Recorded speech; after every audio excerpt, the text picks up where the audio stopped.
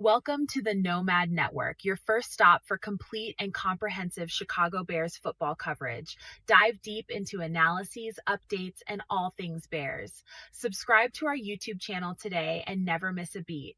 Thank you in advance for your support. We promise to bring you the best because together we're unstoppable. Go Bears!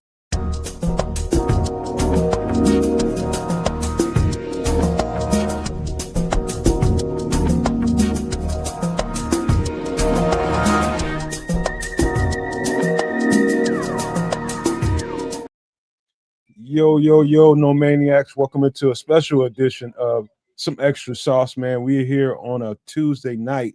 Why? It's because tomorrow's Christmas Eve, damn it. That's why. We had to get it in, man. And Trips is at a different location because everybody's already moving around, scrambling for the holidays. And I'm lucky enough to still be at home. Kids a Canuck, I don't know. I just don't know. I just did a show with him on the Kids a Canuck channel. I did his football fantasy show, and he was fine there, but he was eating a sandwich. And unfortunately, under the circumstances, he might be asleep right now. Just to be quite honest with you, I think he might be a little tired right now. So that's what's going on. But nevertheless, we're gonna rock this thing like we always do. Thank you all for being here. Let me see who's in the chat right quick before we get going. I mean, look. First person in the chat, my guy, Smitty Q. Shout out to Smitty Q. Tim Basemore. Second one in here. All right, man. So, look, man, we're gonna get right on it real quick, Trip. So let's just go and introduce yourself, man, before we get into all that. Well, just say what up to everybody. If you partake with the holiday cheer and the festivities, cheers. And if you don't, hey, peace be unto you anyway, as it is that time of year for the festivities and such. Time to spend with the fam, friends, or whatevs. So, good evening, all. And being that this is the holiday season, we have been blessed with a playoff football team. So we got that going for us and going forward. And we still have to look forward as the best is yet to come. We've seen some good, we've seen some better, but we ain't even seen the best yet, y'all. So cheers to the best that's coming on. Hey, you know what? That is the best thing about the situation, knowing. And shout out to Crimson who just busted up in here. He says, "Ain't it grand that finally have a good old line?" Oh, I can't wait to the Bears conversation. We got a lot of stuff to talk about there, and we're gonna get on it pretty quick. So hang in there, you guys. We're gonna get on that pretty quick. It's not gonna be the same show because we're in the holiday season. We can't do everything we want to do. Shout out to White Ghost that just busted up in here. But yeah, we're gonna get to it pretty quick. Let's start off being human, Trips, man. How other than moving around for the holidays, how you feeling, man? What's been going on with your world? Well, since the other day we were all together, not much has changed, not much updated, but as you can tell, I'm in a different locale because of the holiday, and so down in the city, hanging out with the fam, and that's always a beautiful experience you know when you're younger and you're all in the same household or same vicinity. You take it for granted, but when you get older and you get a few thousand miles away, the times you can come back together, it's like special. So you enjoy it. So that's what I'm on. But as always, got to give some time out to the no maniacs, out to the supporters of the Nomad Network at Kansas Canuck and Sports Chicago style, so we can talk a little Bears, a little football, a little life, for a little bit on this Tuesday. Just to make sure that we bring the content that you want, you need, and you deserve. I appreciate that, man. And safe travels, and hopefully the family is happy, man. And it's good, cool being around them, just having a good time, and that's what it's all about. It's really just about family for me. What's funny about it, before I get into my little story, I want to tell you all something that just happened. Talked to my sister earlier, man. She had a breast reduction surgery, man, and she's doing well. She done bounced back from it, and she's already recovered for the most part and ready to start going back to work. I wanted to tell her she wanted to go back Monday, but I was just like, just chill out and wait till the new year, just chill for a little bit. What's up, Paul? I mean, Dan Brown. Glad to see you. I hadn't seen you in a while, man. Good to see you in here. Um, anyway, long story short, to get to that part, I always think eggnog. I told you guys that a week ago, man. I love eggnog and I love doing holiday spirit things. And I told her, I said, man, I'm looking for some non-lactose eggnog. And I found some powdery stuff. She's like, you know what, man? It's gotta be some eggnog out. They got non-lactose everything. And so she found some. It's called Silk. I've seen that product here and Hmm. there.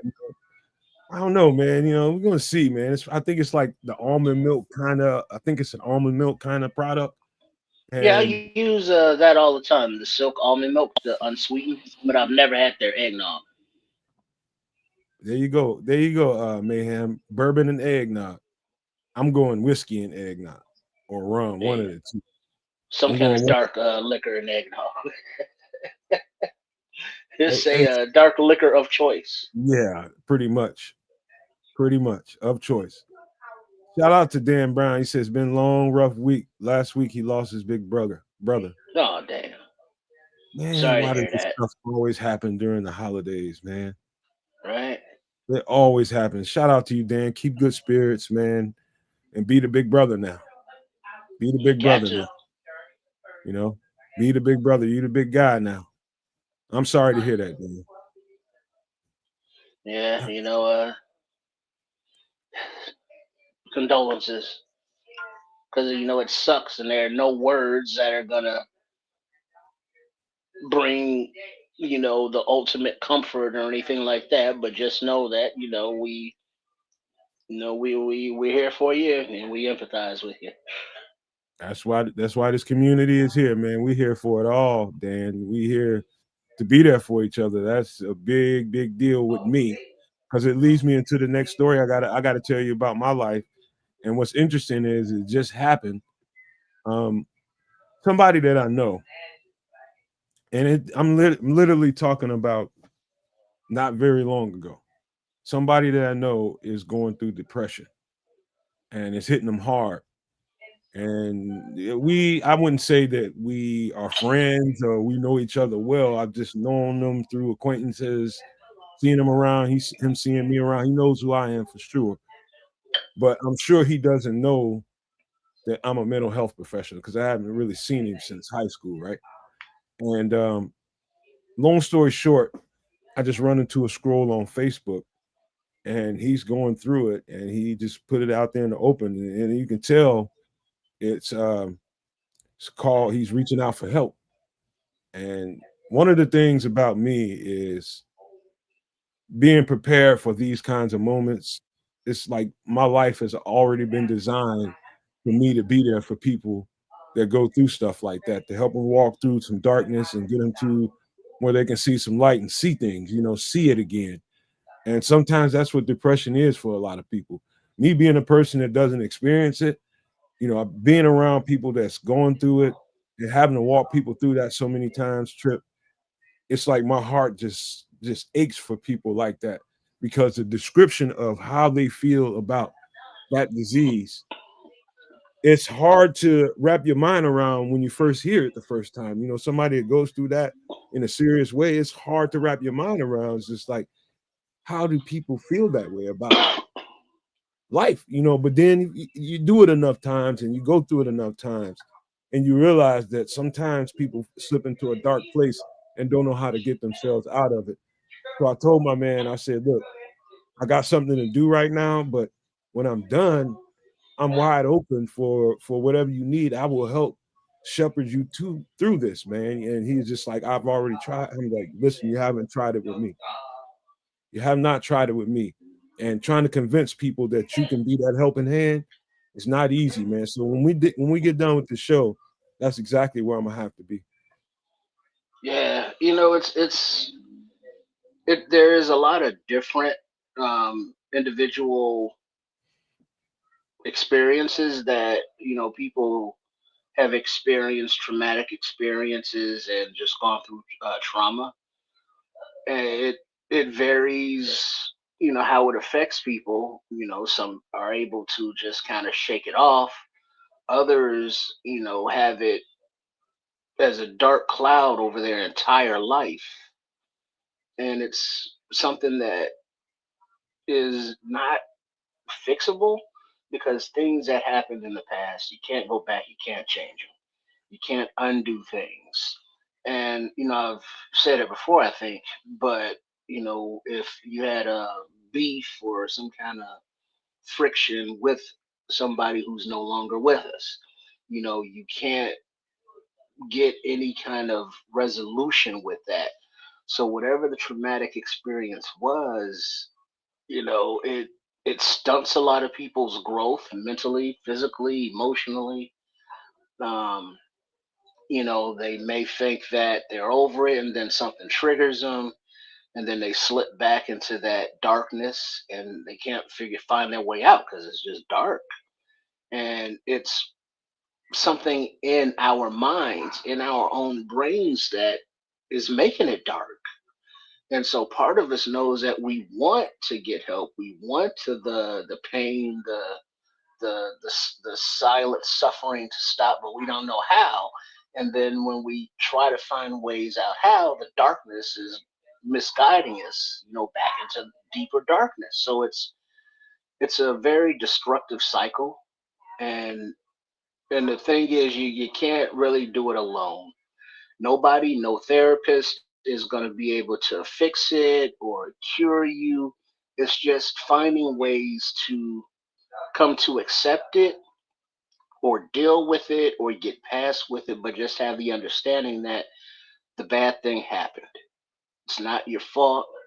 You know, you move it, keep it moving forward, and keep those scars there, because the scars will always be there. We will never forget those events, but they can heal. They can be sore from time to time, but we can get past them. Because I mean, it's kind of the same thing, and I'll let Kez get in here, since he's here now. But today I was doing some traveling, and I was, just shaking out my fingers, and I happened to look across me, and the lady had no fingers, literally. She had like the nubs of like where the knuckles were, but she was still able to utilize her phone and like scroll and stuff. And then I felt kind of bad because I'm out here, moving like I'm flexing, like, oh, look at me, I got fingers. But I'm not thinking about it. But somebody's always going through something that we don't think about, and it's just you don't feel bad about it because you can't feel bad about it. Life is too short to feel bad about it. So just whatever you need to do, if it's talking to somebody, do that. It's just sometimes just talking about it's like, huh, I didn't think about it from that perspective. Or the more I talk about it, the less of a fear it gives me, the less I'm scared of it. And the more it's just like a story now. So you can kind of deal with it emotionally and get past it. But it's a process, and it's not easy. It's a lot easier said than done, kids. Kids ain't in there yet. He's eating I could have something. sworn I thought it popped. I thought something He's popped down up. there. Kids is here. Kids trying to figure out what you're talking about. What are you talking about? Well, let me Well, let me I was kind of let me hoping start you'd all actually over. get to it. You'd actually So, uh, let me announce it. just tell you how. What up, Relentless Mikey, Mini Star? Yeah, we live, man. It's just two streams going on. Don't be confused. Just follow the voice. Just follow the voice. All right. So I told him, well, you already know I'm a mental health professional. Been doing that for a long time. And one of the things that I did is I opened myself up during COVID because there was a lot of people, saw a lot of people struggling and they was expressing themselves online. And I'm just like, we all sitting around and not doing anything. Why not apply myself? And I really did. And sometimes I wish I didn't because I got a lot of phone calls all hours of the day and night and had to help walk people through things. But then instead of being frustrated about all of that, I had to come to grips with what my calling is. And part of my calling is to assist people in times of need, man. Help shepherd people through darkness is what it is. And somebody I'm acquainted with is going through that. And I was telling Trish the story how I just came across it online, and I told him, I said I reached out to him, and I told him that's exactly what I'm gonna have to do when I get off of here. No matter how late it is, I'm gonna have to help him. See, try my best to walk him through to some kind of light spot, man, because it doesn't sound good at all. Well, glad you got to do what you're about, man. It's all about flexing those muscles and helping those people at the same time. So I'm glad you have that opportunity. I don't know. Weird wild world out there, man. That's all I gotta say. And I'll give a shout out to Relentless Mikey and actually everybody else in the chat. Happy holidays and Merry Christmas and Happy Hanukkah and all of those things to all of you guys out there. Hopefully you get to spend some good time with your friends, family, loved ones, what have you, and maybe you can help somebody out along the way. Yeah, Trips was saying, and there's a lot of great comments in here, man. Minister Charles, Create Culture, White Ghost, all the people that's making comments in here, and it's just,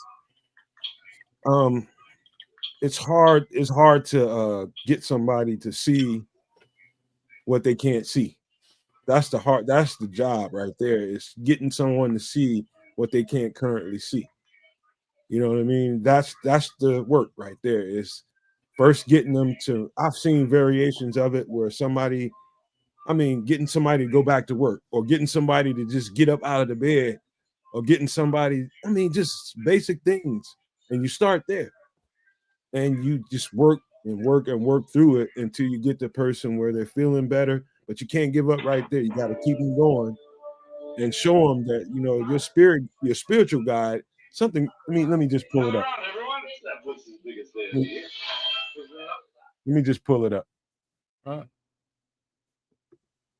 Create Culture says, we wake up one day at a time. The next amazing thing we're going to discover is what's already here, our spiritual power, and how to access our truth in the spiritual realm is spiritual plants. He said a lot there. The spiritual aspect of trying to get better is where I work from. Those are the basic structures that I work from, is getting people to just let go of the thoughts, and just be, and see where the spirit guides you. It's usually to a much better place. Just letting people, this is too much clutter in people's mind, and sometimes that's taxing. A lot of times that's taxing, and that's heavy on a lot of people, Yeah, that's Yeah. You know, the best part, the bad part is there's no guide, there's no manual, let's say, that you're born with on how to use your own mind and know when it's working against your own best interests, which is kind of counterintuitive, but it be like that. And it's very normal to feel unnormal. Well, there's no such thing as normal. Normal is a myth. You are who you are, and you go through these things on your own to a degree, and you can only share what you have with others and see if it is close to some level of normalcy. But all bets are off at the end of the day. You truly walk this earth all by themselves. Happy Kwanzaa, as Harley Wildhog would have it as well. I put that out there too. But it's a tough world to navigate, man. Tough world to navigate. You got to skate by and do what you got to do to get by. Sometimes you're up, sometimes you're down, and it's all how you manage and juggle everything in between. But I try to do a decent job. Sometimes you get depressed. Sometimes things are going great, and let's be honest, as Bears fans, I think we're having a pretty good week. Hey, man, I love the comments in here. I wish I can speak to them all, man, because it's some great comments, some great feedback in here. and I really do want to speak to it all. But we got to hurry up and keep it moving. Only because Trips he's got a little time deadline that he's got to meet. So we just got to hop on it. And what we're gonna do this time, we're gonna hop on drinks first. We're gonna hop on drinks first. And I hate to be short about that because to me it's a deep conversation and it's worth having. I can go on for hours talking about it, but we need to hop onto some drinky drinks. And I ain't got a whole lot of complicated stuff right here, but this is just a suggestion for the holidays, a cheap ass suggestion. And we're gonna see what y'all think about this cold duck. I don't know if you ever heard of that, kids. I don't know what y'all do in Canada, but in the poor folks neighborhoods, come holiday time, whether it's Christmas, whether it's New Year's, we all get champagne around here.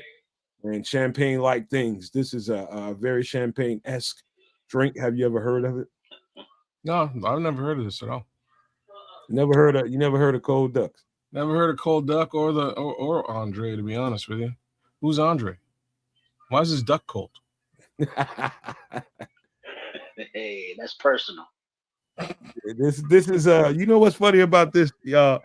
My girlfriend had no clue what it was when I met her. And now it's a tradition. Every year about this time, she fell in love with it. Not only that time, it's gonna be here this holiday season as well. I took this to a work Christmas party, took like 6 bottles of that thing up in there. And all the white girls was in there like, hey, what's this? What's this? Cracked that shit open, man. They was tearing that shit up, dude. Tearing it the fuck up. It's a cheap, you can probably get this for like $7.99 or something like that. Yeah, that was like the predecessor of Boone's Farm. Predecessor. It's an old drink, man. It's been around like since Well, yeah, because I mean the cold duck was like the Fred Sanford era. But it was that, cheap wine, quote unquote. And as the generations change, it filtered on down to like Boone's Farm. Pipple. Yeah, you don't know nothing about that. You don't know nothing about that. You say settle down. Yeah, You're not on that level quite yet. No, not this guy. Hey, you know what? Create culture. I will tear down some Asti, some Spumante in a minute. If depending on what's in the house, man. If this is in the house, Asti's in the house, I'm on it. I like sparkling wine. I like champagne. I know it gives a lot of people headaches. I'm not one of them people. You probably just drank too much of it and didn't. If you get that, you probably just didn't hydrate well enough. That's mostly what that is. But that's this drink. Any other thoughts about cold duck now? Nah. Yeah, that's like one of those holiday sip long kind of things, ain't it? Oh yeah, this is definitely holiday stuff. Trust me when I tell you guys. Pull this, go get you some of this shit. And everybody's going through hard times right now, unless you're rich. Everybody's got some financial situation that they're dealing with. And you need to go, you want to have a good time on a budget.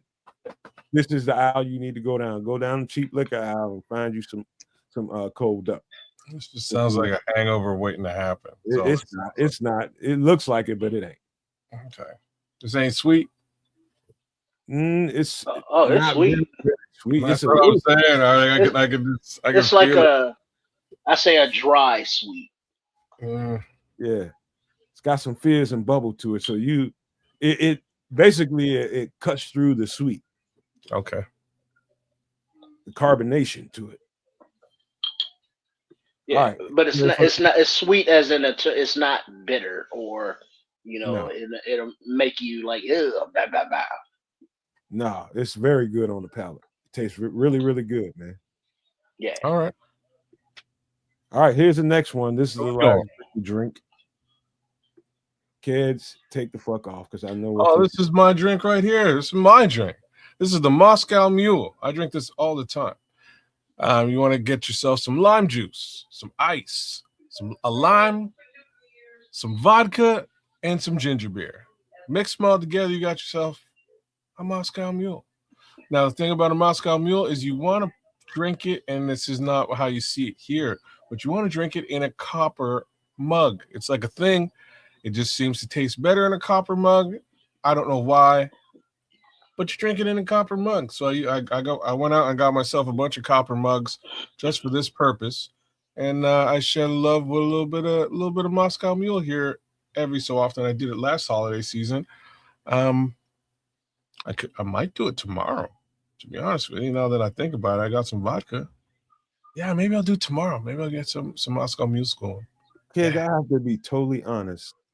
Never heard of it until I met y'all. Till I met you, till I met this community. Never ever heard of the drink called a Moscow Mule. Number one. Number two, I've tasted ginger beer once in my life, and it's been so long ago. I've forgotten what it tastes like. Well, I can remind you real quick. I had a Pretty ginger beer ginger, but legit 2 hours ago. It goes down smooth, but you're gonna get that burny, spicy, gingery aftertaste. It's like ginger ale. It's like a jerk made your ginger ale. You know what I mean? I just like an asshole made the ginger ale. That's basically the best way I could put it. You get all the fizz, but it is that just overbearing ginger. Like ginger's a weird thing, man. Ginger's just it can be an overbearing flavor profile to add into any food. A lot of the time it's amazing, but in ginger beer it's just a little bit overbearing, and you wonder, why did I drink this? Well, the answer is you added some lime and some vodka to it with a little bit of ice, and now you're in good with a Moscow Mule. You can drink ginger beer all day long in that case. But to that degree, for those of you who like a Ryan Ginger, it's kind of similar. A lot of folks who swear by the Ryan Ginger, once introduced to the Moscow Mule, they're like, oh, okay, like this kind of got a similar flavor profile. It's not bad. I like it though. It's been my drink of choice for the last little while. I gotta say, man, it's a lot of people out here that don't know what the taste of ginger is like. It's a lot of people that haven't experienced ginger. For a long time, I was one until I became experienced. And before I even tasted ginger, I tasted ginger beer.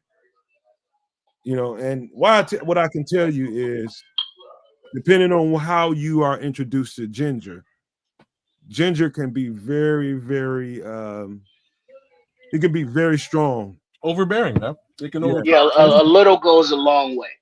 Yeah. If you've ever had shrimp fried rice or any kind of fried rice, you've had ginger. You probably had some ginger in there. Yeah, it's one of those flavors, man, that you're like, oh, this shrimp fried rice is really good, and it's either, oh, this is really good, or it's something weird about this shrimp fried rice, right? Like it may throw off your entire meat, man. It's just too much ginger. Yeah, man. We that's probably the fourth or fifth time I had ginger in my life. It was through some fried rice my girlfriend made. She found a recipe, and it told her to put this amount of ginger in it. I'm just gonna tell you right now, threw the whole damn dish off because it was way too much ginger. I couldn't eat it. Yeah, that's not something you go overboard with. A dab would do you, because it goes in when you saute the garlic. You don't go equal garlic to ginger. It should be like whatever the garlic is, like half of that ginger or a quarter of that. Yeah, it will throw you off if there's too much in it, for sure. So anybody that hasn't tried ginger the first time, my advice to you is ease the hell into it. Yeah. You know, the only place that I like ginger with sushi is a great thing. I know give you slices of raw ginger, but it's actually really, really nice with sushi. Take that for what it's worth. Anyways, all right. I'll tell you what, man. We're gonna roll through this, man. Now we got some food to talk about. Any last thoughts on Moscow Mule? I'm gonna try this, man. I'm gonna try this just to see, because Kez might be one of them people that keep ginger beer in the house. I don't. I never used to, but I do now. And like, let's be real about this one. I used to hate ginger beer. I thought it was nasty. I was like, if I'm gonna drink beer, I'm trying to get, you know what I mean? I'm trying to get smashed. But so one beer that ain't gonna get you drunk. But after a while, mix it up this way, it'll get you drunk. So now I'm in. Like that was all it was missing. And create culture is so right. Ginger, he said, I'm gonna read what he says. He says ginger should be used raw as a medicine for addictive for health juices. Listen, let me tell you something. I've done some researches on ginger. It's got a lot of medicinal quality to it. Lots of it. Lots of it's got antioxidants in it. Ginger has a lot of it's a reason why you see Jamaicans living to like damn near 200 years old. What's the there's a tea that you make. You simmer some water with some raw ginger in it, and then you filter it out, and then you put in honey, lemon, and something else. But Turmeric. it's turmeric. There you go. Thank you.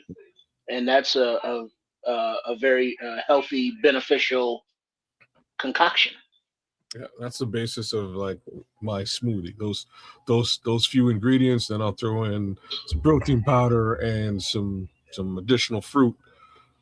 Beat that stuff up, and that's breakfast. Hmm. All right, we're gonna move on to some food because I know as soon as Trip sees this, he's gonna want to talk. Well, We're gonna do you have to read from me because I can't see it on this screen. all right. Meal Cares can do it, but here we go. The This chili. looks like some kind of burger. Go ahead, Cares, you can take over, man. Good. All right, chili smash burger, Mm. grated sweet onion, brioche bun, roasted chilies, olive oil, butter, salt and pepper, green chili sauce, ground Angus, and some mayonnaise. Looks delicious. Yeah, you got a lot of flavors going on in there. Yeah, oh yeah. And the thing about the smash burger that makes it different than a smash burger is flattened, Mm-hmm. and it has that char on the meat, so it has that little crunch, and that just kind of changes the flavor profile a little bit. Then the cheese is nice and melty. Uh-oh. Oh, did we lose him? For a second, he'll pop right back in. He's just in a different location. The Wi-Fi is different. But you know what, man? I'm curious, man. It's hard. You have to really go out of your way and really, really go out of your way to screw up a burger that I wouldn't eat. You'd have to. I've had one burger in my entire life that I could not eat. One. And I had a lot of different burgers. At Chili's. They have not Chili's. Let me make sure I got that right. I think it was Chili's. They have this Texas sweet honey barbecue burger with some fried onions on it. And it was so sweet, dude. Oh, It was so sweet. I felt like I bit that thing twice just to make sure. The first time I was just like, oh shit, this is too sweet. I'm just like, all right. And the girl that was with me, she's just like, try it one more time. Just at least try another bite because she bought the meal. I fucked it. No, I can do it, man. That's the only burger in my life I couldn't eat. Any other burger, you have to really go out of your way to fuck that burger up. I don't know. I've never had a burger. There's never been a burger I couldn't eat. I gotta say. Was it just the barbecue sauce that made it so sweet, or what? Yeah, it was the barbecue sauce. I guess the take on it was to make a sweet burger, and me, sweet, and burger don't get along, man. First of all, I don't like sweet on my burger at all. I don't even like the sweet bread pickles that come with some of that shit. I'll take that shit off. I want dill. I'm just me and my palate. That's just what I like. You know, I don't like sweetness mixed in with any kind of meat really that I'm eating. Well, I don't know. Yeah, I've had some sweet burgers and non-sweet burgers. It's all the same to me, man. As long as it's cooked correctly. Honestly, the place that I go to get a burger now, man, out of all the places I have at my disposal, I go to a little local pub Their burger is made of ground chuck, and it is melt in your mouth good. I can't compare it to anywhere else. Period. But I just brought a bunch of business folks up to this little spot to have a burger with me the other day, and they're like, "Damn, man, like this burger is so good." I was like, "You know what I'm saying?" Because I was like, y'all paying for the meal, so like, you know what I mean? Like we could be doing some steak here, we could be doing some real food, but I want you guys to test this burger out and tell me if I'm crazy. Am I crazy, or is this one of the best burgers you've ever had? And they're like, hands down. Shout out to Greenfields, man. Greenfields, you make a stellar burger. I don't know what it is. I assume it's really just quality of the ingredients. But man, this burger is stellar. So good. This burger right here. Now, there's nothing about this burger that I'm not all over. There is absolutely nothing about it. Only thing that gives me pause is I've run into some green chili that will fire your ass up. I run into some green chili that will fire you up. I have some red chili that is like, and I put a little bit in my last batch of chili that I was making at home. My Lord, man, I couldn't figure out what caused just the flames, but it was the chili. It was a chili powder I added, and the wife couldn't eat it at all. So, man, I got to take it easy. I just would eat this burger. I'd eat it twice, but I know for a fact that if I eat this whole burger, I'm gonna struggle a little bit. I ain't gonna say struggle, but it's gonna. I can't go nowhere the next day. Hey man, well if you're gonna take that attitude, you know what you got to have with it. What you got? What do you got to have? Now you would think French fries, right? And There that you is go. delicious, but it's even better with some baked beans. And that's a little too filling for me. Well, you already gonna have the itis, might as well just go ahead and have the itis. Fair enough. Am I the only one that's had some too hot green chili? No, well, I've had too hot red, but not green. Well, sometimes you can have not too hot green, but have too many of the not hot green, and then that heat adds up. Man, this burger looks so good to me, and it's a smash burger. Holy crap! The brioche bun is underrated. Just for the record, for people. Yeah, the sweetness, very sweet. Yeah, you talking about the contrast in flavors. You talking about a tart kind of, it's a little spice there, and then you combine a little sweet to it. I'm not the biggest brioche bun guy, but depending on, like, if you get a really, like, I like them on a bacon and cheddar cheeseburger.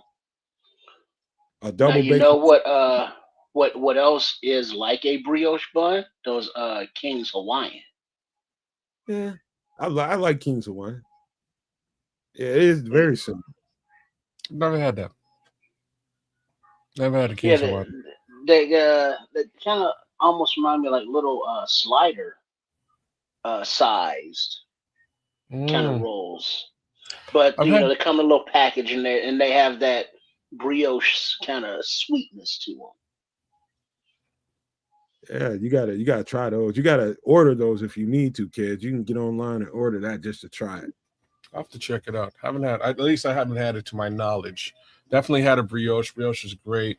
Had a few others, but at this point, I'm actually not eating buns at all, man. Straight up lettuce. Yeah. They got now. I think they got Hawaiian, keto rolls out there. I think. Damn, not eating no buns. I bet your wife is mad. She's eating buns. I'm not. You know what I mean? Like she's fine. She's good with it. There's no reciprocation. That's fucked up. No, you know what I'm saying? It's like, no, like there's certain things I can do. I ain't doing that. So she left me in the cold with that one, man. Get somebody to die. You know what I'm saying? All right. Any last thoughts on this? This. I've never had this, just to be totally honest with you, but I know I would enjoy the dog shit out of it. I just don't know. here's the thing. Here's a key. I got cut off before, but one of the key things. Not only is it about being smashed, but it's about putting two smashed patties on top of one another Yep. to get the full effect. So it's not about just having a single layer smash burger. That's fine, but to get the full effect, you need multiple layers. Yeah. Now, if you So really true. want to get jiggy with it, get it like 3 or 4 patties going. Yeah. Hey, somebody asked earlier, have we tried the pretzel buns yet? I gotta stand up and say that I have not, and No.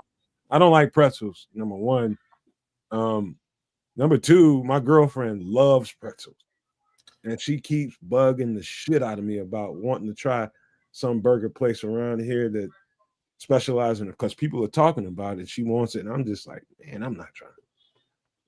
But I'm have to do it at some point. It's very similar to a brioche. Like it is, but it's a little bit. It's a little thicker. bit thicker. Yeah, man. Yeah. It's a little bit thicker. I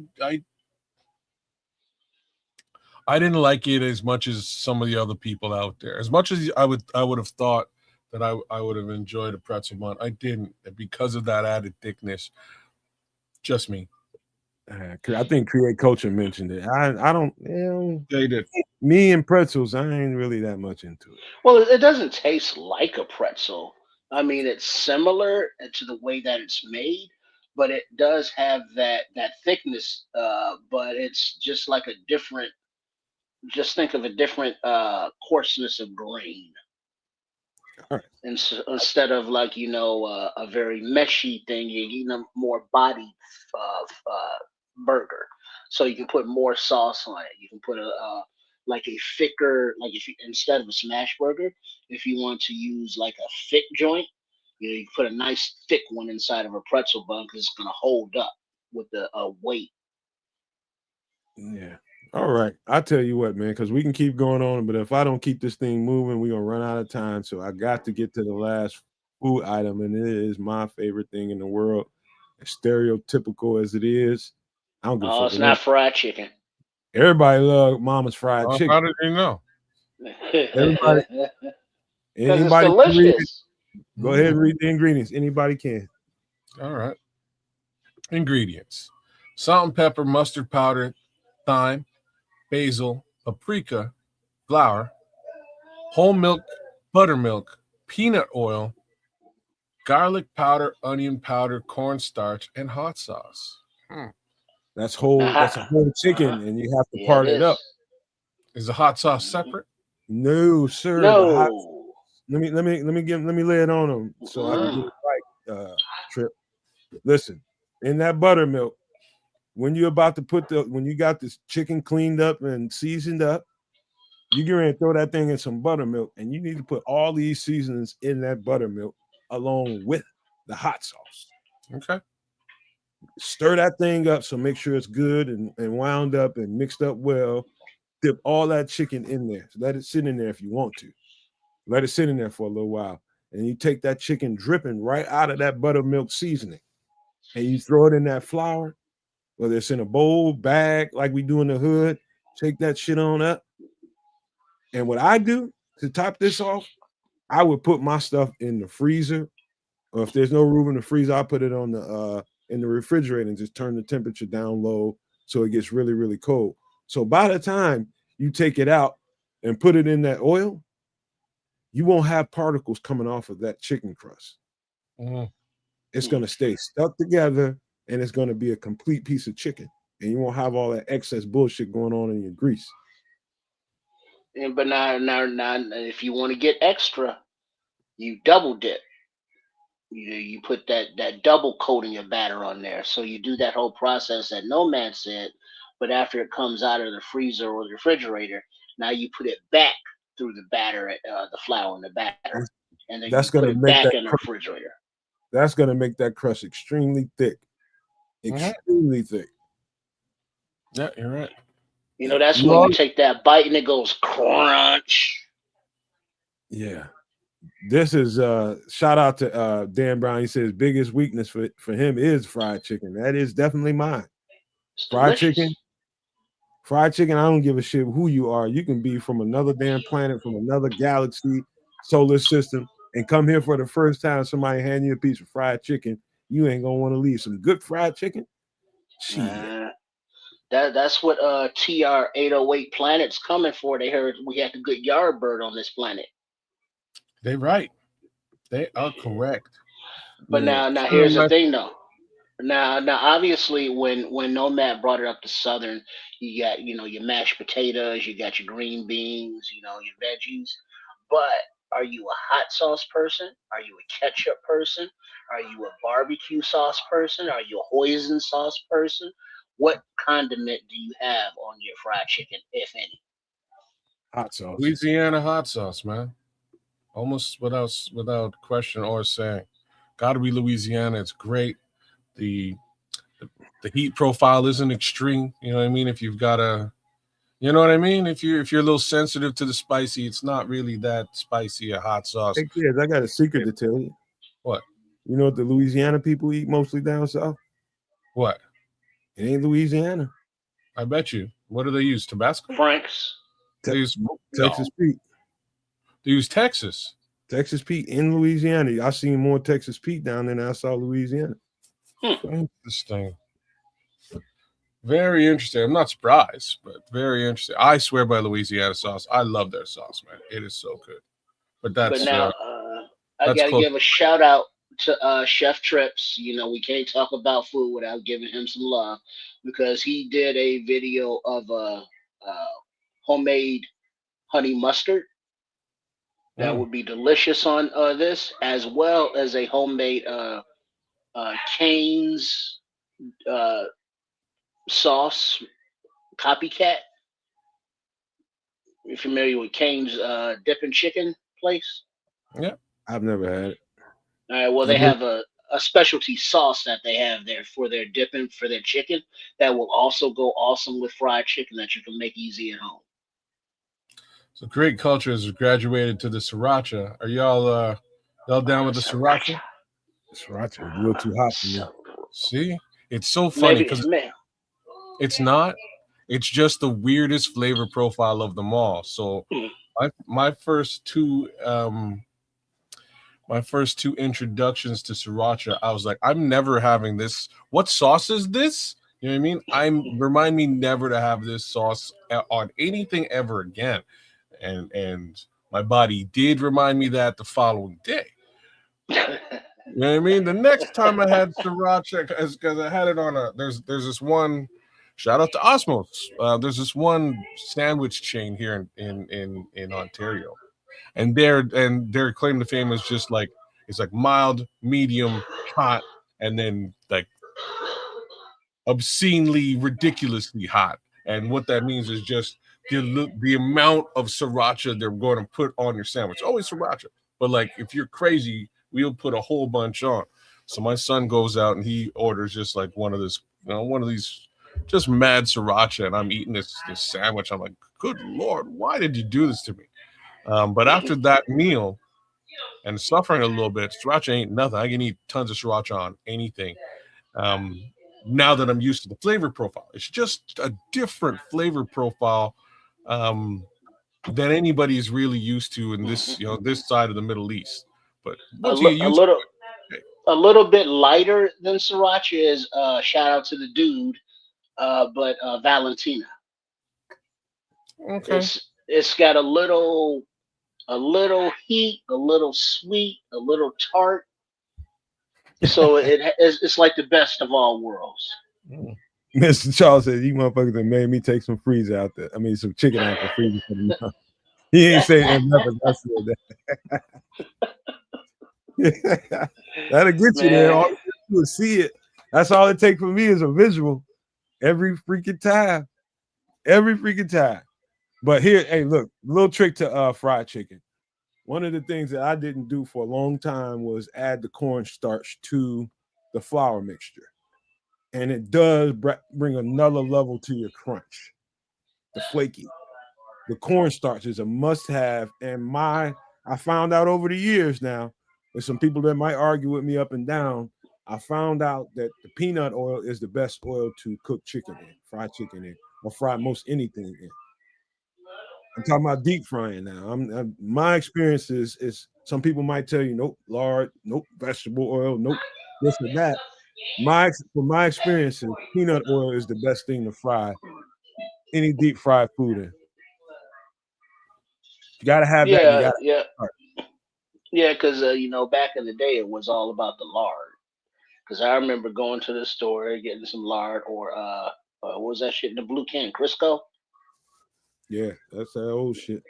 They use half a can of that, put it in the skillet, and you watch it melt, and it's like, ooh, science.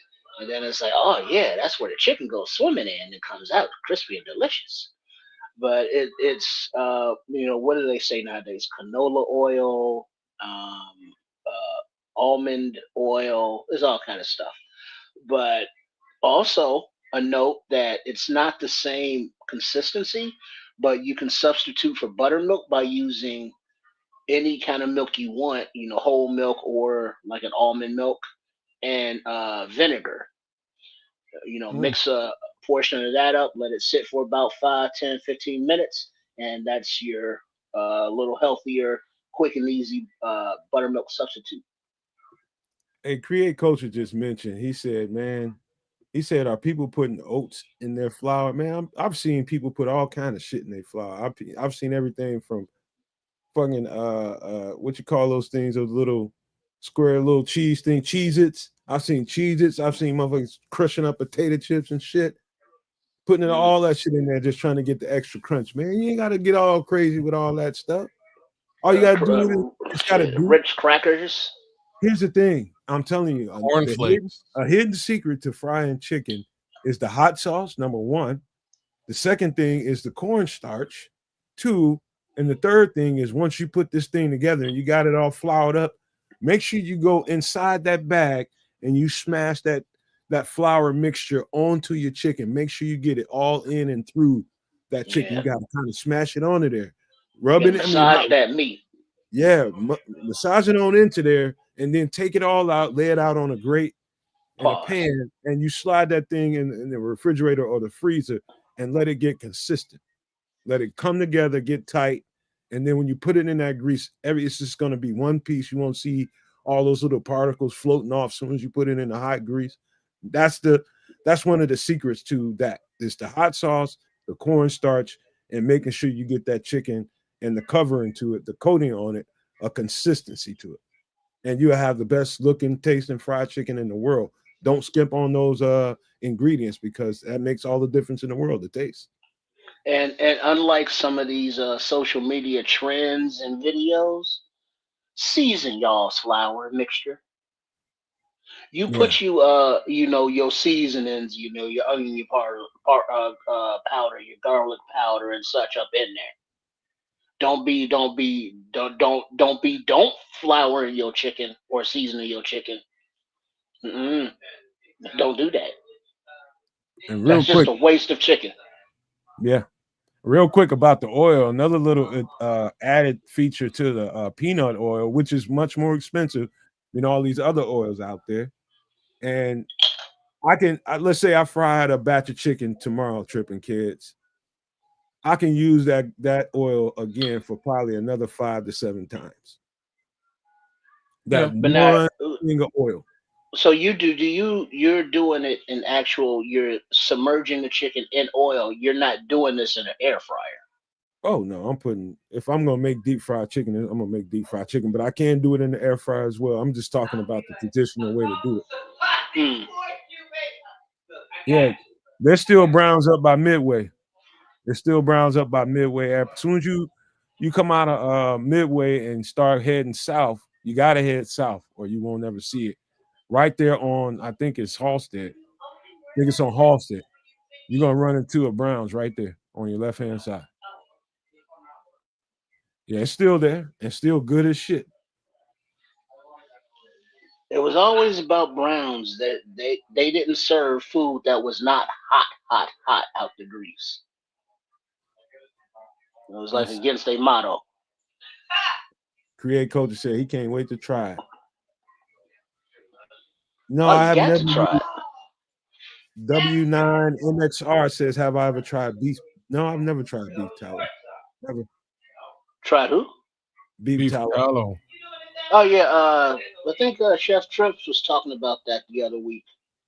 So anytime you go to a butcher shop or you get a piece of good meat, beef, and that trimmed fat, keep the fat, trim that fat, slowly simmer it on the pot, the stove on the pot for like a few hours, and then once that liquid is out of all of the particles, pour that and just let it solidify in a jar.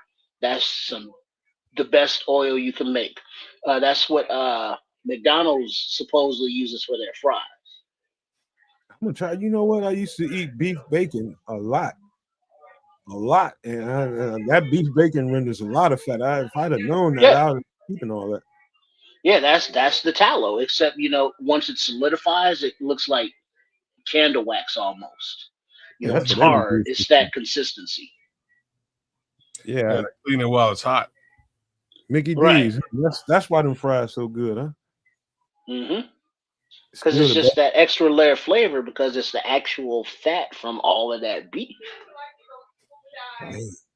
All right. Any last thoughts, kids? I know you ain't no fried chicken frying guy. You gonna go buy your fried chicken, ain't you? You ain't gonna go through none of these I necessary mean, steps. I've attempted to do all of this. It's never turned out it's never turned out great. I'll be completely frank with you. If I'm doing fried chicken, I'm doing it without batter at all. I'm just seasoning my chicken and frying it up as such and eating it that way. No, But no it's batter. not fried if there's no batter. You It just is fried. I'm frying it. There's just no batter. you just Oh. wasting. You should just put that in the air. Brother, it's delicious. Trust me. I'm just Ain't no saying. Yeah. need. Ain't no need to doing that, man. No need in putting all that extra. If you Yeah. gonna fry some chicken, fry some chicken. Well, I Yeah. mean, there is no. I've never had bad yardbird. No matter how it was prepared.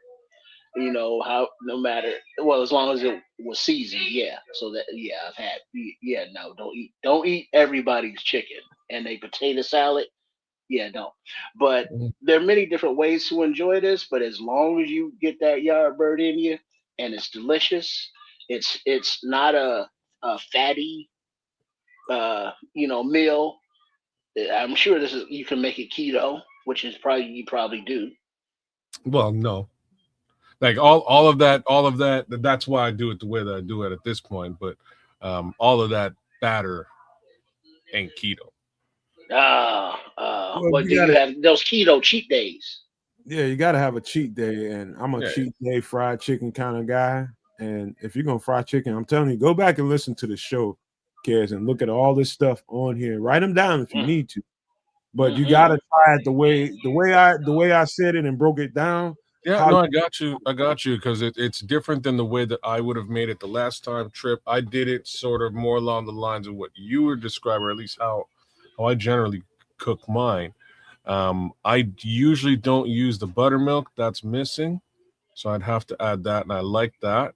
you don't Um, have to have that though, kid. You can have any milk. The milk is there to basically thicken up the situation and make your stuff stick to it. I get it, and you're Mm-hmm. doing it.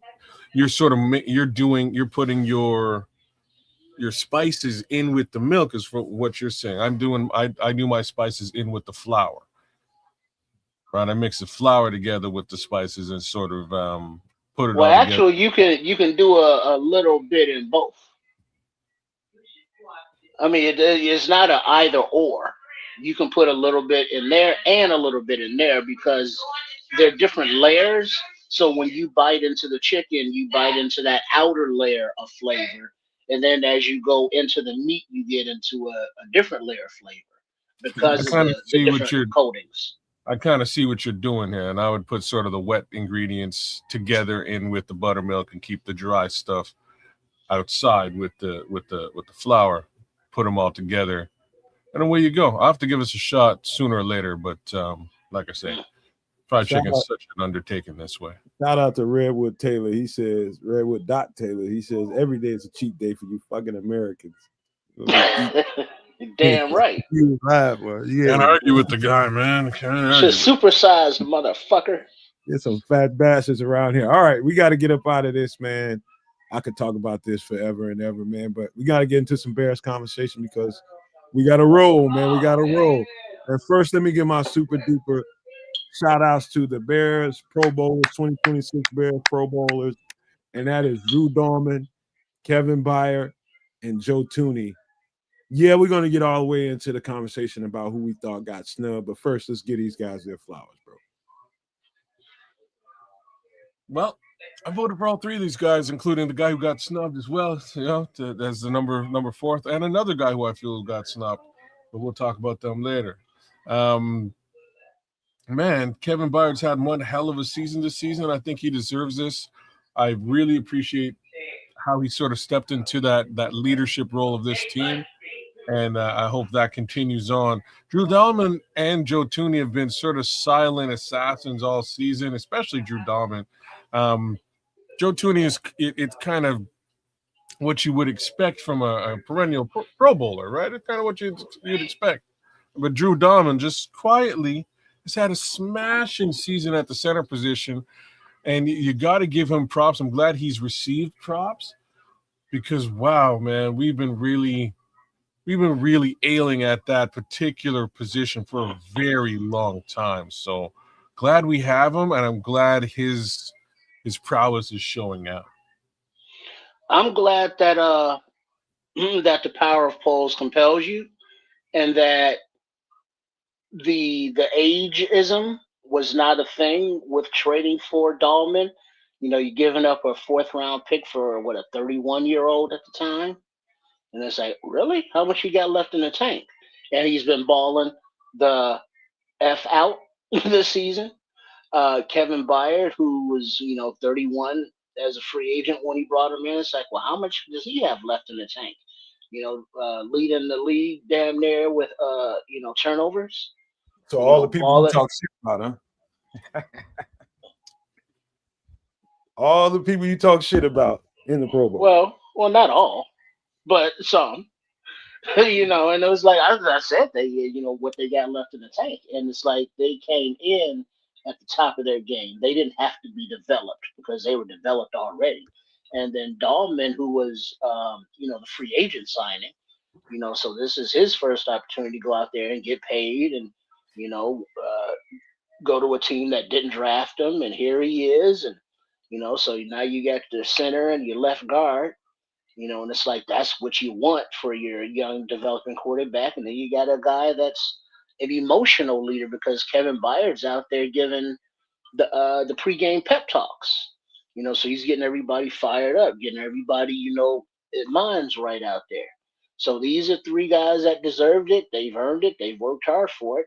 And the thing that we all hope is that with Tooney and Byard especially, is that they're around to mentor the next generation coming up behind them. You know what's most gratifying to me? The fact that all three of these guys, shout out to Kevin Byard, Drew Dalman, and Joe Tooney equally. I don't want to take nothing from either one of them, but the fact that we have offensive linemen in the Pro Bowl from the Chicago Bears after all these years. It's crazy, huh? It's so gratifying to me because a lot of people like Tripp, and you ain't the only one, Tripp, man. A lot of people was questioning the how much sense does it make to be paying these guys, these so-called old guys, all this money? And the rationale behind that for your average mind, and I'm not talking about you Trips, I'm talking about your average fan. I should have said that. It looks like that we overpaid. Well, ain't nothing average about my mind, so we know. Go ahead. No, not at all. Not at all. Your fucking shit's complex like a motherfucker in ways that I don't want to have to tell nobody. But man, listen, these were great freaking investments, and it's made all the difference in the world in the success of this team. The fact that we have an offensive line that can dominate the line of scrimmage at times and really dictate how well we do in the game or how well we don't do in the game is a relief for me. It's so impressive for me watching it on All 22 that I feel like it's hard for me to say that I have seen a better offensive line in the NFL. I'm talking about past the first 4 games or so. Once they started to gel, I don't know that I've seen a better offensive line in the league outside of. Now I'd say they look just as good as the Philadelphia Eagles, who I consider to be the best offensive line in football. And these guys are right there on par with them. The Chicago Bears offensive line is right there on par with the Philadelphia Eagles. And to be honest with you, the only person that I would exclude in the Pro Bowl conversation would be Ozzie Trapillo, because he just got there. But every single last one of those other 4 deserve it. Every single one of them. I'm talking about Jonah Jackson, and I'm talking about Darnell Wright. They didn't get the respect they deserve. Since we're talking about the O-line, they deserve all the credit in the world. Well, Theo Benedict got a fair amount of Pro Bowl votes this season as well, just to put that out there. In any event, it's amazing to see offensive line picking up the slack. That position for us, that O-line has been such a place of woe. There's an area of woe over the course of the last few seasons that to finally turn it around is an impressive thing. And it looked like Ryan Poles kind of said, you know what, we just don't have time with the young quarterback to F around and say we're building an offensive line and be stuck in that building process for God knows how long while this thing acclimates and gels together. Let's just swipe the credit card and put together something that actually looks like an offensive line, and let's see where that goes. Braxton Jones, you ain't it. But now that we got a couple other guys that can fill that role, it's working, and working so well that I think the league has, well, with Pro Bowl nods, I guess the league has definitely noticed. They're agreeing with that sentiment, and I do think Ryan Poles deserves some credit in this regard. Yeah, definitely. And shout out to these guys, and we can keep it moving. And before I forget, the way my mind works, we were talking about pretzel buns. Steak burger was the burger I was going for to use for a pretzel bun. Steak burger. All right, go ahead. Mm-hmm. All right. Yeah, man. I mean, the impressiveness on this offensive line, I would, if I really, really layered it on, it might sound so homerish, and it's not cool. But I'm telling you, when I tell you guys, I'm talking about every no maniac, super no maniac, any fan of this network and this channel. You hear me talking week after week about this, about that. I cannot express to you how impressive this offensive line has been this year. At times, it struggled just like any other offensive line will do as a unit. There's times when they leak. There's times when they absolutely didn't play their best games. And I'm talking about these 2 guys on the screen too. They had some rough games. But overall, their great performances totally overshadow some of their less than great play. I mean, absolutely dominant at times. There's no DeAndre Swift doing what he's done this year. There's no confidence in Al Monunga doing what he's doing without those guys up front. There's a reason why those guys seem like they're just chopping every team up they run across. It's because these guys set the tone. And that's why, Mr. Mayhem, I would lean towards these guys over Kyle and Swift getting a Pro Bowl nod. There was no, and this is like, man, Ben Johnson's done some beautiful things this season. And we didn't have a run game up until week 3 or 4, right? All of a sudden it came out of nowhere. When it did, it ain't stopped since. How you like that now? You know what I'm saying? What's up after it showed up? But before that, it was a major question mark. It was just a matter of them really putting together an offensive line that could click and roll together, and they did. And you said it, Jonah Jackson and Darnell Wright. Like, I know those 2 guys got a fair amount of Pro Bowl votes as well. Like, Darnell Wright, in my opinion, definitely should have. He should have generated a bit of another look with regards to Pro Bowl selection. So, like, that's my additional selections to these 3 gentlemen here, because I felt right off the bat these 3 deserved it.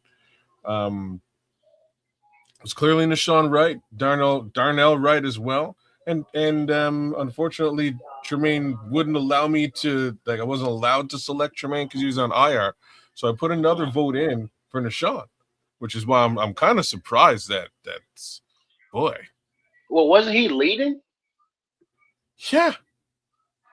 So I mean, I don't understand. If you're leading, how are you not the winner or number one or whatever? Politics. That's why I don't like the construct, man. That's why I don't like the construct at all. Explain. So who picks? Who chooses? What was Maine out for the last? What was he out? 3-4 weeks? Yeah. IR, so at least 4 weeks. 4 weeks. Plus. So just because, see, you know what? I can't say that I don't like the construct because I don't really know the full extent of it. I can't say, but the fact that Maine got snubbed, in my opinion, and I think Nashawn Wright under any circumstances would be in the Pro Bowl if he wasn't let's just say he was a known name with those kind of stats. He's in the Pro Bowl easily. So I can't consider the Tremaine a snub. It was just like, what do you call this? It's absence. It's an absence, but it was just like systematically they wouldn't allow him to be a part of the Pro Bowl voting because he was not on a team, quote unquote. He was on IR, and that's what wound up happening. Outside of that, in my opinion, he played at an all-pro level all season this season, and he's back at it again. I hope all of that bodes well for his contract restructure, which eventually is going to happen, I'm sure. But I think he should be extended and restructured, and I think he deserves some good money after this season's play. But then you factor in the remaining, like the previous seasons, and you don't know what to do, man. So we'll leave that to those of us who are getting paid to manage this, aka Ryan Poles. That's just sort of the unfortunate reality with Tremaine. With Nashawn, there's really no reason other than just general popularity of other people in the league. Like, if you were to grab Cooper DeJean's statistics and put them up against Nashawn Wright's statistics, I don't know that you're going to be looking at anything even remotely close to being better. Cooper DeJean's had last season, Cooper DeJean was a dude. I scouted Cooper DeJean. I think he's an amazing football player. I can't sit here and say that he's had anything like. Do you know what I mean? Like the season that Nashawn Wright's had this season. Now let me be a little bit selfish here, and Kez this will probably tickle his ears. Think about it from a Homer's perspective. When you start thinking about the Bears, do you know what a Pro Bowl status can do to your contract negotiations? Fair enough. You know what I'm saying? Now we already got. It's so funny you say that because you're usually the last guy to think about this type of. Right. So could this be the difference between us being able to keep them and afford them and not? You got it. You nailed it. That was the first thing that came to my mind too when I was looking at this as a situation. Maybe the Bears can actually keep Nashawn Wright. That's going to definitely help the negotiation process with Nashawn Wright if there's going to be one. I'm sure there's going to be one. How long it goes or what's involved with it, dollar-wise, him being on a Pro Bowl is a whole different conversation than him not being in the Pro Bowl. Well, I don't know, kids. You were saying that you were surprised that no man would think of it that way. From a player's perspective, if we make the Pro Bowl, that's going to be a bump in pay. You're getting that accolade because you're on this level amongst higher than everybody else. So F you, pay me. Same thing could be said for Darnell. Darnell is pushing into a contract. I disagree with that because I think he's going to be in the Pro Bowl next year. Darnell is guaranteed. Well, Darnell's guaranteed good money because of where he was selected. Like he's Yeah, he's basically, first rounder. Yeah. you know what I mean? He just has to be played a certain amount and prove the theory. Theory's proved, as far as I'm concerned. Hopefully, the rest of the world agrees with me. I think that theory is proven. You need to get to his agent immediately and get that 5-year out of the way. Get that done. Sign him up for 5 years so you can save a couple of bucks over the course of the next 2 years. Go win some Super Bowls, and worry about that in a year and a half. Kids and Trips, I got to tell y'all something that is going to sound like the most flattering thing in the world when it comes to Darnell Wright. Sometimes, and I'm just giving you guys what it looks like in the process. Sometimes when I'm looking at the O-line play, I look at it sometimes and I just rewind it and rewind it and rewind it. And I try to see what I can see. And then there's other times when I don't even know how to explain it. But I can tell you for certain, the Darnell Wright that we saw the last couple of years versus the Darnell Wright that we see right now, Two different things. His technique is so goddamn consistent. Now it's getting there. It's not even at its best. It's getting there. And if Trips asked me or kids asked me, one of y'all asked me that I see the Teron Armstead interview, and I did see it. And it's something that Teron Armstead talked to him about. It was like, all you got to do is just be consistent. Just keep, asking questions and working on your technique. And you're going to be like the most dominant thing in the NFL at tackle. And I'm seeing it, dude. Like Darnell Wright was so flawlessly good with his technique this last game. At times, I'm just like, holy shit, this dude is going to be one of the highest paid tackles in the league. I agree. I'm telling you right now, he can be that dominant. I completely agree. There's really no flaw in his game per se. It's just going to continue on. Like that's all. He's just going to get better. So the Bears, you gotta get that 5-year out of the way. Make sure he's locked down at a decent rate that you can afford, because he's going to command a very high salary in 2 years. Well, the beauty of it is Tooney was extended a couple years, so he's getting paid, but it's not a absorbent amount. Dahlman was a free agent signing, but it was a economicable free agent signing. Jackson, didn't he get extended another couple years for a decent amount, but nothing bank breaking? Nope. And then your left tackle is a rookie. It's a rookie contract. And then your right tackle, he's getting his first extension. So your offensive line, if you're Ryan Poles, it's like, all right, we're pretty solidified. And then Luke Newman, who's coming off of, set for, a few years. So this is good. Set for 3 years running. That's sort of what I'm saying. They just need to re-up, just extend Darnell out for the 5th-year option, and you're in a really good place. You don't have to worry about this thing churning out or anything like that. The only thing you have to worry about is slight injury. So you double down on a couple of these positions over the draft and over free agency, just for depth purposes alone. And you have some depth already with, again, potentially Theo Benedict, and some of the other guys that are back there too. But this thing looks solid for 2 years, and this is sort of what I've been talking about. I didn't expect this year to go quite as well as it has. This is, to me, very surprising, and I'm loving every minute of it. But come this time next year, they're going to be in a very good position as well.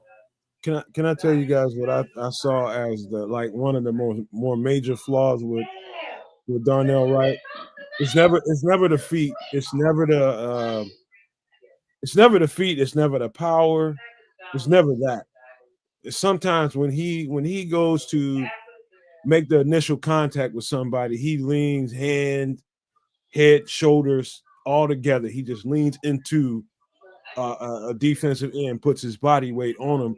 And more times than not, that's sufficient to stop whatever that guy was doing. All he has to do is put that power on him and his body weight on him. And it was like he was compensating for not having the accurate kind of hand punch to really control a defensive lineman. And the difference in that the last couple of years to now is so impressive that I can't say that enough. Yeah. Darnell Wright on that offensive line is the most improved offensive lineman there because he's young and he's supposed to be improving right now. Ozzie Tapio's looking good, but the jump from the last couple of years to now with Darnell Wright is amazing. I'm telling y'all. I agree. I concur. And in that respect, I voted for him to go to the Pro Bowl. I believe he's playing at a Pro Bowl caliber level, and I think it just gets better over the course of the next few years. So again, well done, Ryan Poles, in this respect, in drafting him as well as selecting these guys in free agency. But one more time, I don't know how. So Minister Charles said something interesting in the chat there, just in regards to Sean Wright, and it's that he's given up a couple of balls, and he's actually given up a decent amount of touchdowns. But the fact is, we should also look at his targets.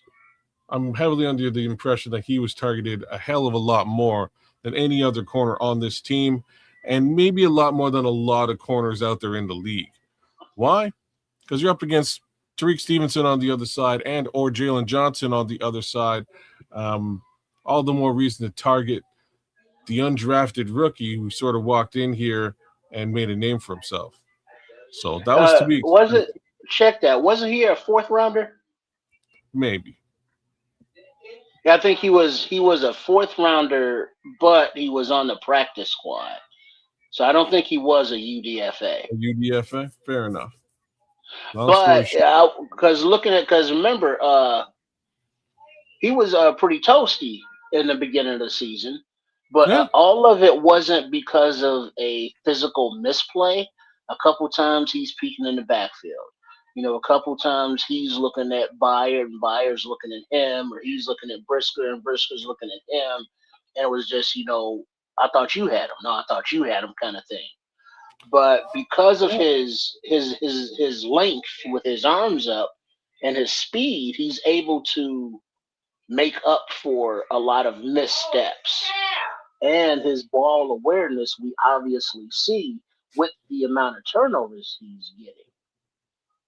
That's it. That physical makeup he has does allow to make up for getting burned here and there. Like early in the season, I was watching Justin Jefferson eat his lunch, but then he kind of started to get physical with it and bring what he brings to the table, and that is a 6'3" frame, a lot of length, and good ball skills, man. So all of that across the board, made him a guy that I definitely had to vote for, and then vote for again when I found out that Tremaine Edmonds wasn't an available vote.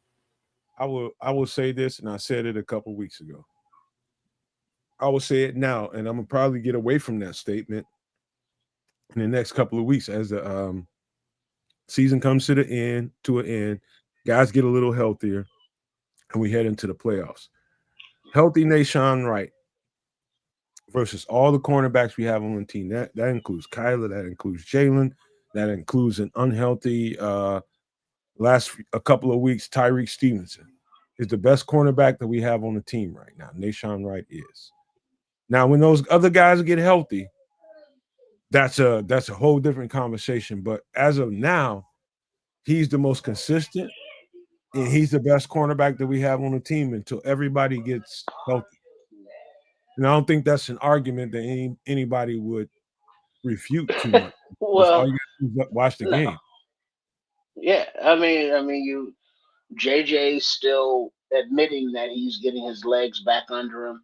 Kyler, Coach Johnson said, "Hey, playoffs.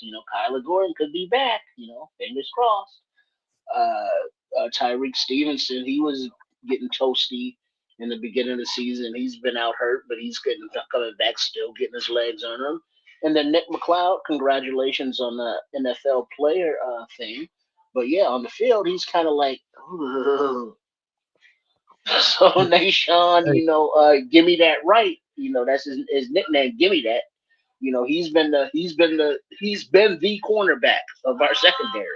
Hey, Crimson asked, he said, over JJ question mark? Man, I'm telling you Yeah, right now, yeah, Tyreek's better than JJ right now. right now, yeah. Jalen Johnson is not all the way there, but he's working his way back to true form. I'm talking about play. He's the better player as of right now, given the health situation. Interesting. This looks like we have viable depth, and that is important, especially in the cornerback room, given the fact that Terrell Smith went down as early as he did. It's really cool to see these backups and young men step up to the plate and have one hell of a season so far. Well, I haven't heard anybody talking about, well, we got to take, whenever we pick in the first round, I still hear edge. Before it was like maybe left tackle, maybe running back. I'm not hearing left tackle or running back anymore. We're gonna get to there. Let me read. But cornerback, don't sleep on cornerback being top pick. All right, let me read Patrick Higgins because I hear you, Crimson. I appreciate it, man. I understand why you don't agree with it. I understand that. But let me read Patrick Higgins because this is a throwback to last week the Packers game. He says, "Got to give you credit, Nomad. You strangely had zero doubt, even when down 10 points and like 2 minutes left. I know how football goes, Patrick, and I know the determination of this team. And they've proven to me time and time again, I probably wouldn't have had as much confidence if they hadn't proven to me over and over again what they can do with minimal time on the clock. They've shown it to us all over the entire season. And I just like they got a lot of time on the clock. Yeah, they can do this. This ain't no problem. It was a lot of time on the clock. As a matter of fact, I thought they would run some more clock before they took that shot to DJ at the end of the game. Me too. I did not see that one coming. When it hit the sky, I was like, oh my God, what is he doing? We should be running the foot. Oh shit, it's a touchdown. You know what I mean? Like that's where my brain was. Truth. Everybody tell the truth right now. Everybody in the chat, whether you're watching on the Nomad Network at Kids of Canuck or Sports Chicago Style, over under, and the number is at 10. How many times have you rewatched that touchdown pass? Oh, easily over 30 times. Oh, damn. Really? Oh, yeah. I think I saw it 6 times. I thought that was too much. Easily 30 times. Right on. Because that highlights is fun. It went instant classic, bro. It is. And so just think about it, though. You got to take it for what it's worth. When has this ever been the result of a Chicago Bears football game? The 60-yard pass reception in the end zone, just like a completely unheard of football term. And hold on, kids, hold on. Let's set the cinema. Yes, let's please. go Martin Scorsese on it. What was the wind gust going? 30-mile-an-hour wind gust. And all season long, where the hell is Caleb's deep ball? Where the hell is Caleb's deep ball? Why is DJ Moore in at running back? What are we doing here? And now in the rivalry game, playoffs on the line at home, you have your stud wide receiver, DJ Moore, on a deep post taking that we haven't hit all goddamn year. This is what I'm saying. You ain't even really. This is just you're going through the trailer. This is just the trailer of the Scorsese because it gets even sweeter. Like 2 weeks ago we were wondering how come these two guys can't even hit each other in a single pass down to one target in a game type situation. Negative yards. Then you get in the game itself, and let's go back to that 2 weeks ago. The dude who picked you off in the end zone where everybody's saying, why didn't you hit DJ, is the dude who comes in, smokes DJ in the back in the first couple of minutes of the game on some I'm targeting you shit. Tell me he wasn't. Nailed the guy. The bomb is on this receiver who is draped all over DJ. Touchdown, right? Like that. This is it was a cinema. He was cinema. It was the big payback on Nixon. Nixon got up and left Chicago. He didn't even show up for his post game press conference. He was you think these conversations that I have with you guys live during these shows are interesting? If I would show you a text thread of my teammates and people that I know that text me about the Bears, and I tell them some of the same stuff that I tell you guys, some of it, but in more explicit ways. But I tell them, and somebody texted me, probably about 5 or 6 of my teammates texted me. He's like, "Damn, this shit going just like you said." I was like, "Dog, it's just a matter of time. Eventually, the connectivity is gonna get there. I'm just watching the shit every week, and eventually, this shit's gonna come together." And what's strangely good about this team, I'm talking about offensively and defensively. Defense has its holes, and they're going to continue to have holes here and there until everybody's healthy at the same time. But offensively, we've had the least amount of injury, and so they've been the healthier bunch of the group. And I told people, I was just like, eventually, the timing is going to slow down for Caleb Williams. Everything is going to start clicking. All you got to do is play enough football, and the shit's going to start slowing down. And once he gets that deep ball accuracy and gets some confidence in it, you can forget it. Once he's confident in his deep ball and okay with letting that thing ride, and whoever he's throwing it to is going to come down and get it, this offense is a 40-burger machine waiting to happen. I'm telling you. I've been saying that all year long privately, but it gives me pause saying it live all the time. But I've said it a few times. I think What the hell song was that you were singing? Hello. Hello.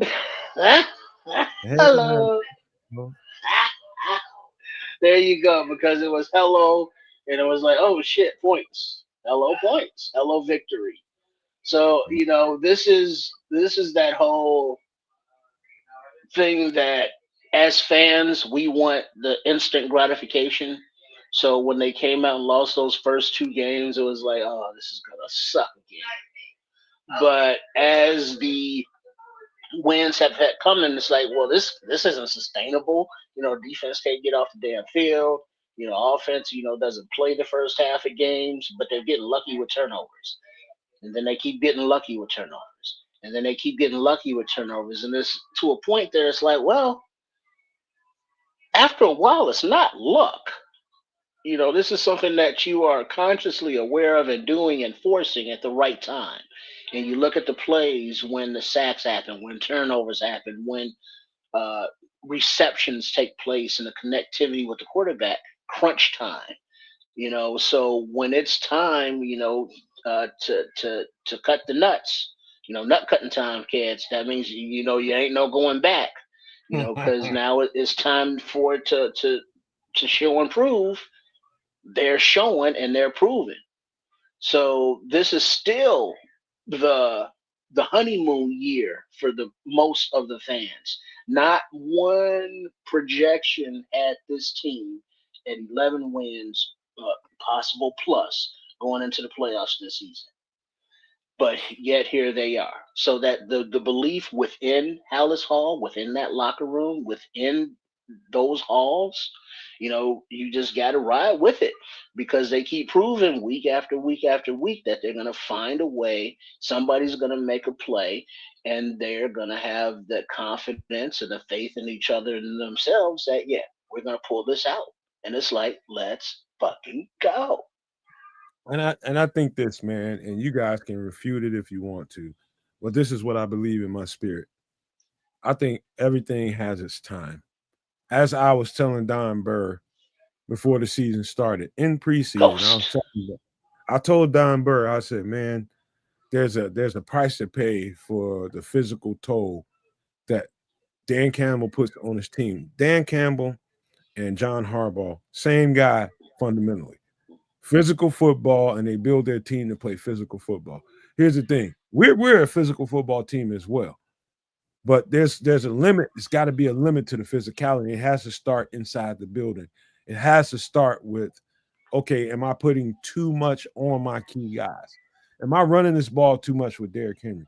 Am I running this ball with too much with what's his name, the running back in Detroit? Am I putting too much on my offensive line?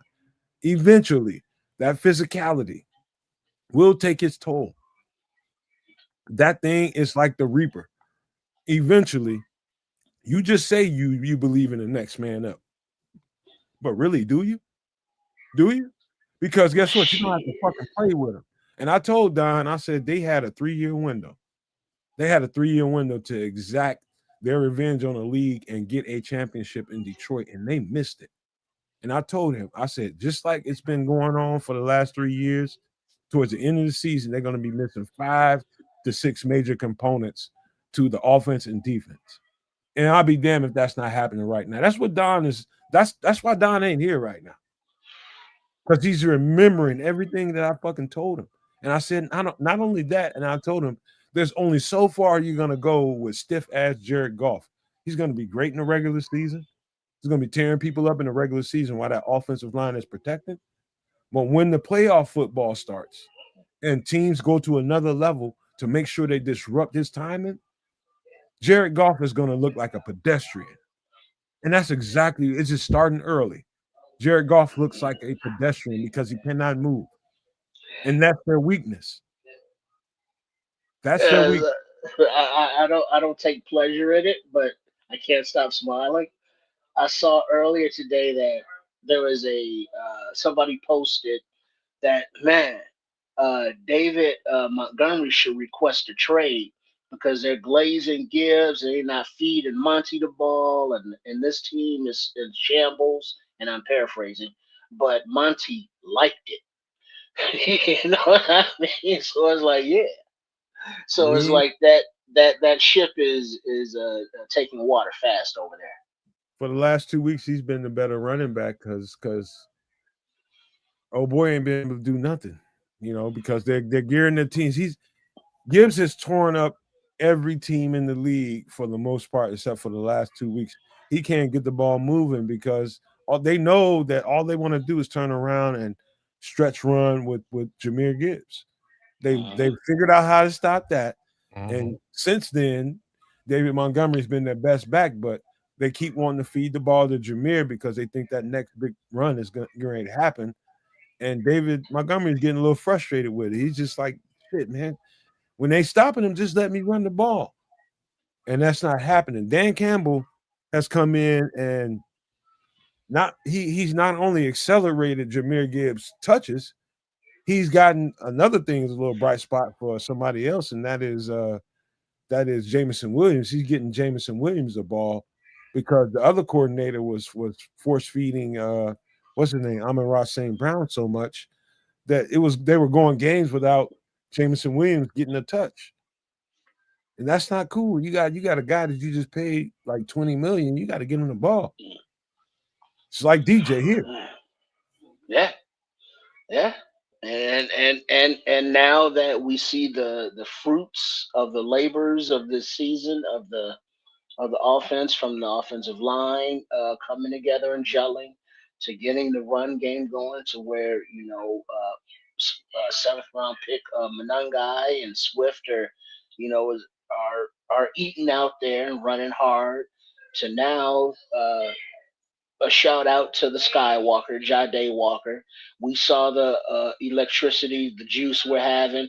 So the next man up mentality is taking place from UDFAs to free agents to late signings like CD Deuce, CJ Gardner Johnson. So everybody's contributing on every level, and we ain't even going into special teams and how much of a demon Blackwell should have been. He should have been an all pro. Yeah, man. Yeah, that's a whole other conversation. That's worth having. Kids, wake your ass up. It's a live show. Get up. Come on now. Hey, look. Fuck, I got other things to do on this show. But man, this Bears conversation is so good because we got to talk about I thought we can get through. I can get to what we need to get to, but I was underestimating it. We got to talk about the 49ers game coming up, and do we think we can win? Let me just start this conversation off like this. Fresh off some review, and my job on this channel, along with these guys, is to do that unfortunate work that I have to do is to watch them play football, talking about the next opponent, and watching the 49ers. I'll tell you something. Defensively, they're not the 49ers that they used to be, number one. And they depend on scoring the ball. And I'll tell you that Mike Shanahan is probably in the top. He is in the top 3. I'll give him top 3 easily. It's the coach in LA, the Rams. He's the best offensive coordinator in the league, period. But Sean McVay. Yeah, McVay is the best right now, and I think offensive coordinators would probably admit that. But Shanahan, where he's good, is morphing his scheme to fit the moment. They don't run the ball quite as effectively so far this year as they have in the past, and they've had to lean more on the passing game. And what they like to do is a lot like what we do: use a lot of eye candy, a lot of shifts, a lot of motions to move the linebackers around to create openings, whether it's in the middle or in the flat. They use that to weaken the integrity of the defense. And that's what you should expect Sunday. They're going to use shifts. They're going to use motions. They're going to use all kinds of eye candy just to get off a run or just to get off a play in the flat or throw down the seam. It's all the same thing. It's just about being disciplined defensively and making sure that this, just because this guy moves at the last second, doesn't alter your good judgment. You know what I mean? So if somebody in the slot, he's in motion, but he just runs to the line of scrimmage at the last second, he doesn't make that linebacker jerk and get out of position, because that's what they're counting on. I don't even know if that makes any kind of sense to you guys. But they window dressing. It's a lot of window dressing. Lots. So that's what is enabled the 49ers. What was it that they haven't punted since November or some shit? And they're putting up points in the game. Yeah, something like that. Was some weird stat that I think I heard or saw somewhere. But Purdy will give you the ball. He can't hurt you with his legs. He gets the ball out. He can be accurate, but he will turn the ball over. And we know that this Bears defense is very opportunistic. But we also know that this Bears defense gets gashed in a run, and CMC will gash you in the run. So they're going to have to be physical, because this 49ers team, I'm not saying they're soft, but they always are going out injury-wise. So get physical, pound, and pound some more. Pause. And on offense, the 49ers have been giving up points like, candy on Halloween. So the offense will need to actually play the first half and not wait till, the end of the game and hope that the defense keeps it close. So I'm not a better kids, but I think I saw that the over under is like 50 points. So if I was a better, I would probably take the over. Oh, okay. Okay. I'm with you on this one. It's an interesting matchup. I think, strangely, I think what's going to win us this matchup, is just momentum from this past weekend's game. I'll just be completely frank on this. These two teams line up very interestingly against each other. And you the two of you have already sort of mapped it out. I think we can put numbers up. I think we can put up a really solid offensive performance against this team, A, on the ground, B, in the air as well. They've got a decent defense. It is more the offense that I'm worried about how the defense will handle. It is a little bit tricky. And, yeah, man, Kyle Shanahan is definitely, like, worst come worst, top 5 coaches in this league. I might put you at number 3 right there with sort of the list that Nomad was putting together earlier on. Either way, He's a mind that you got to be paying attention to. So is Ben Johnson. I think these two brains will line up very well against each other. I think the brains on the defensive side of the ball as well line up very interesting against each other. I do think from a personnel perspective, we might have them on the defensive side. Offensive, hard to say from a personnel perspective. You're really looking at a good collection of humanity. I am under the impression that George Kittle might be out this week. That might be a bit of a boost. They're still going to leverage those tight ends regardless as to what happens. CMC gets leveraged no matter what goes on. These guys have their work cut out for them on both sides of the ball. Again, whether you're San Francisco or whether you're Chicago, I just feel at this present time that win, that hype, this extra exuberant love that they're feeling from the city of Chicago and Bears fans worldwide, I think that bleeds into the score on this coming Sunday. Hey, wasn't Tongus the tight end Tongus? Wasn't he a Bear at one time? Told you, kids. See that he was saying this to me earlier today that Jake Tongus might have been a Bear. I'm gonna have to now. I gotta let me do some research. Don't worry about it because we got to get ready to close this thing out, and ain't no need to be worried about that. Because I gotta say something to close this show, and I have to apologize for 2 weeks in a row. I did really underestimate what we can do in the span of 2 hours, and again we're gonna miss the UAP UFO Buga Spirit, and I'm gonna say it 2 times in a row. I promise you we're going to make up for this after the holidays. I promise you we will. We will make up for this after the holidays. So I do apologize to the people that were waiting all show for us to get to that. I apologize for it, man, because we should have, but I underestimated what we can do. And I want to get ready to close this off by telling you guys something before we get to some pleasantries, and we got to get right to it. I do think the Dennis Allen man-to-man concept, blitz concept, is going to help this matchup because of that. I think Brock Purdy and what the 49ers do plays well into the hands of a zone defense, a zone-heavy defense. It does play into that very well, and I think if you get him moving around and get him unsure about where to throw that ball to, which I know Dennis Allen can see that on film, that man-to-man concept is going to definitely work for us. We just got to get guys covered. We might not have Kittle to have to deal with this week, so that should make it a little bit easier. So that's I just wanted to say that, and we'll get to some more of that conversation before we do the pregame. While we do the pregame, we'll get to that conversation. But that's it for tonight, man. We got to get ready to get out of here. We got to close it off early. Just because it's the holidays and that's what time it is. And I got to pass it to kids. Don't worry about that stat, kids. I already got the stat. Let's just give some pleasantries and be quick about it because we got to get out. All right. Anyways, y'all, thanks for coming out. Happy holidays, y'all. Really appreciate the time that you guys spent with us this evening. We will be back at it there this weekend with respect to the San Francisco game versus the Chicago Bears.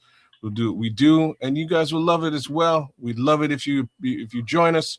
Give a like, share, subscribe at all 3 of these networks: Nomad Network, Keds and Canuck, and over at Sports Chicago Style. We would really appreciate your love and support as we do what we do. With that being said, I'll throw it down to my guy Triple R. What are your thoughts, bro? Just a shout out to everybody who this holiday week, maybe the people that used to share it with are gone, passed on, so you're not with anyone anymore. You have our memories. Cherish those memories, enjoy those memories, and look forward to maybe making some new ones. You never know. But just be aware that, you're in our community. We got love for you. We appreciate you hanging out with us, and we are just always happy to take the time to hang out with you on all of our individual networks as well as when we come together as a whole. So we'll see you Sunday night for the 49ers. Sunday night at 7 p.m. So we'll be live at 7 p.m. Central. Game is on at 7:20, so we'll be on 20 minutes ahead of time to give you a little breakdown and talk about it a little bit. I just want to thank you guys for being here, just like everybody else did. Yeah, Don Bird is gone. Ghost. Maybe I, we'll I, see him Christmas night, maybe, Christmas Eve night.